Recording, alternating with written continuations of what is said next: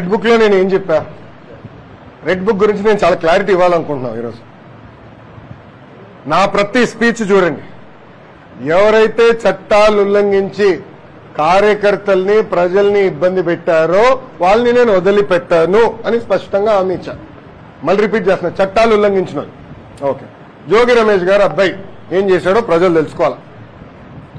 అగ్రిగోల్డ్ భూమి పత్రాలు తీసుకుని ఫేక్ పత్రాలు సృష్టించి అతని పేరుపై ట్రాన్స్ఫర్ చేసుకుని అమ్మేశాడు. అగ్రిగోల్డ్ బాధితులు చాలా మంది ఇప్పటికీ ఇబ్బంది పడుతున్నారు. వాళ్ళకి రావాల్సిన డబ్బులు ఇంకా చాలా ఉన్నాయి. అగ్రిగోల్డ్ భూములపైన ఫేక్ పత్రాలు సృష్టించి అమ్మేశాడు, డబ్బులు సంపాదించాడు. అంటే యాక్షన్ తీసుకోకూడదా తెలుగుదేశం, జనసేన, భారతీయ జనతా పార్టీ ప్రభుత్వం? రేపు లిక్కర్లో కూడా యాక్షన్ తీసుకుంటాం, ఇసుక దండాల్లో కూడా యాక్షన్ తీసుకుంటాం. అంటే అడ్డగోలుగా ప్రజల భూమి దోచేసినా మేమేం పట్టించుకోకూడదా? మేము ఆనాడు హామీ ఇచ్చా, ఊరూరు మాట్లాడా ఎర్ర బుక్ గురించి. ప్రజలకి నేను హామీ ఇచ్చా, ఎవరైతే చట్టాన్ని ఉల్లంఘించారో వాళ్ళని నేను వదిలిపెట్టే ప్రసక్తే ఉండదు అని నేను ఊరూరు మాట్లాడాను స్వామి.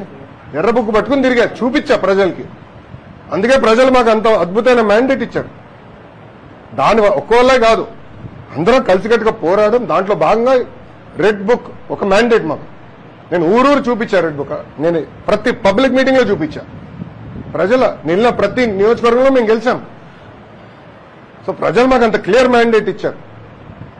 సో ప్రజలు కూడా చాలా క్లియర్గా ఉన్నారు. ఎవరైతే తప్పు చేశారో వాళ్ళని వదిలిపెట్టొద్దని క్లియర్గా చెప్తున్నారు. అదే అమలు చేస్తాం.